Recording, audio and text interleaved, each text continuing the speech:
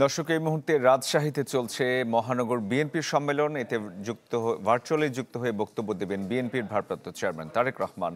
আরো জানাতে সহকর্মী আবরার শাইর আমাদের সাথে যুক্ত হয়েছেন।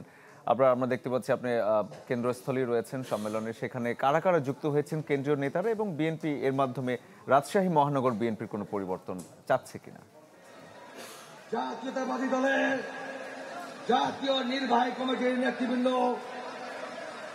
অঙ্গ সহযোগী সংগঠনের সবে মাত্র 4:05 এখন সময়। কিছুক্ষণের মধ্যেই আজকে রাজশাহী মহানগরের যে সম্মেলন, সেই সম্মেলনে যুক্ত হবার কথা রয়েছে ভার্চুয়ালি বিএনপি চেয়ারম্যান, ভারপ্রাপ্ত চেয়ারম্যান জনাব তারেক রহমানের, এবং তারই বক্তব্য শোনার জন্য মূলত এখানে যারা নেতাকর্মীরা রয়েছেন তারা অধীর আগ্রহে অপেক্ষা করছেন।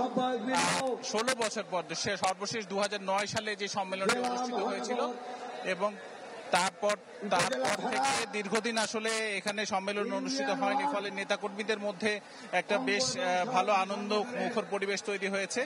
এখানে উপস্থিত রয়েছে ঢাকার বিএনপির কেন্দ্রীয় নেতারা। তার মধ্যে এখানে যারা রয়েছেন তাদের মধ্যে উল্লেখযোগ্য যে বিএনপি চেয়ারপারসনের উপদেষ্টা রয়েছেন আব্দুল সালাম, এছাড়াও স্থানীয়ভাবে রয়েছেন মিজানুর রহমান মিনু, তারপরে যারা রয়েছেন এখানে সাবেক মেয়র মোসাদ্দেক হোসেন বুলবুল, শফিকুল হক মিলন, এবং আরো স্থানীয় যারা নেতাকর্মী, তারা সবাই বলছেন যে এই সম্মেলনটি খুবই গুরুত্বপূর্ণ। কারণ এই সম্মেলনের পরপরই আসলে জাতীয় নির্বাচনে যে তারিখ দেওয়া হয়েছে সেটি, এবং যত দ্বিধা বিভক্তি রয়েছে নেতাকর্মীদের মধ্যে, সেই দ্বিধা বিভক্তি ভুলে এক হয়ে তারা কাজ করবার একটা অঙ্গীকার করছেন সকলে মিলে। আর সবচেয়ে বড় কথা যে এখানে আসলে তাদেরকে পথ নির্দেশনা দেবেন যে তারেক রহমান, এবং সেই পথ নির্দেশিকা মেনে তারা সামনের দিনে এই দলকে আরো সুসংগঠিত করতে কাজ করবেন।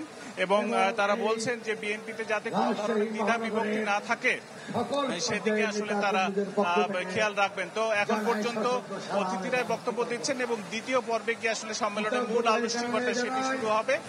তারপরে আসলে বোঝা যাবে যে রাজশাহী মহানগরের সভাপতি বা সাধারণ সম্পাদক কে হচ্ছেন। তবে এখন পর্যন্ত অতিথিরা বক্তব্য দিচ্ছেন। কিছুক্ষণের মধ্যেই প্রধান অতিথি তারেক রহমান, তিনি লন্ডন থেকে যুক্ত হবেন ভার্চুয়ালি, এখানে নেতাকর্মীদের উদ্দেশ্যে বক্তব্য রাখবেন।